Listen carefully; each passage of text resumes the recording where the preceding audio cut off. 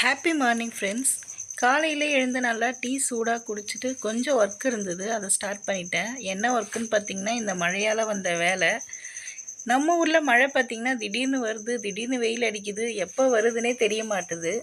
அதே மாதிரி தாங்க நேற்று நான் துணி காய வச்சுட்டு வந்தேன். எல்லாமே மழை வந்து நனைஞ்சிடுச்சு.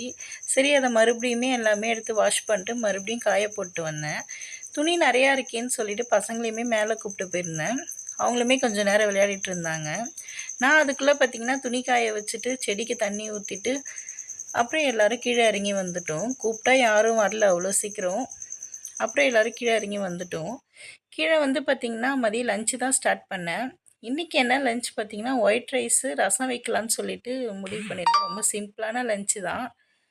எங்கள் அக்கா பொண்ணு பார்த்திங்கன்னா அவள் தக்காளி ரசம் வச்சா ரொம்ப டேஸ்ட்டாக இருக்கும். சரின்னு சொல்லிட்டு அவளை தான் வைக்க சொல்லியிருந்தேன். அவளும் வைக்கிறேன்னு சொல்லிட்டு எல்லாமே ரெடி பண்ணிகிட்டு இருந்தாங்க. நான் பார்த்திங்கன்னா அதுக்குள்ளே வந்து முருங்கைக்காய் பொரியல் பண்ணிகிட்ருந்தேன். நம்ம வீட்டில் பார்த்திங்கன்னா டெய்லியுமே ஒரு சைட் டிஷ் பண்ணுற மாதிரி இருக்கும், குழம்பு வைக்கிற மாதிரி இருக்கும். ஆனால் நாளைக்கு என்ன பண்ணுறது, நாளைக்கு என்ன பண்ணுறதுன்னு சொல்லிட்டு குழப்பமாக யோசிச்சுட்டே இருப்போம். நான் இப்படி தான் யோசிச்சுட்ருப்பேன். நீங்களும் அப்படி தான் இருப்பீங்கன்னா கமெண்ட் பண்ணுங்கள். நெக்ஸ்ட்டு பார்த்திங்கன்னா இந்த பூனை பார்த்திங்கன்னா எங்கள் அக்கா வீட்டு பூனை. நான் கருவாடு வாஷ் பண்ணுறேன்னு சொல்லிவிட்டு இங்கே ஜன்னல் வழியாக வந்து எட்டி பார்க்குறாங்க. எனக்கு பார்த்திங்கன்னா சுத்தமாக இந்த பூனை நாயெல்லாம் பிடிக்காது, நான் வளர்க்கவும் மாட்டேன். ஆனால் நான் எங்கே போனாலும் என்னை தேடி வந்துடுது பூனை நாய். அப்புறம் ரசம் வைக்கிறதுக்குள்ளே பார்த்திங்கன்னா நான் முருங்கைக்காய் பொரியல் பண்ணிவிட்டு கருவாடு வறுத்துட்டேன். இந்த லஞ்ச் வேலை எல்லாமே முடிச்சதுக்கப்புறம் பார்த்திங்கன்னா பசங்களுமே குளிக்க வச்சு அவங்கள கொஞ்சம் நேரம் தூங்க வச்சுட்டேன். தூங்க வச்சுட்டு நானும் கொஞ்சம் நேரம் ரெஸ்ட் எடுத்துகிட்டு ஈவினிங் போல் வந்து டீ தான் போட்டிருந்தேன்.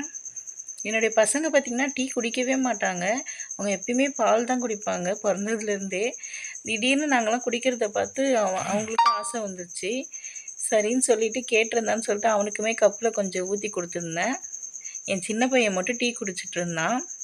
என் சின்ன பொண்ணு பார்த்திங்கன்னா அவள் லேப்டாப் யூஸ் பண்ண ஆரம்பிச்சிட்டா.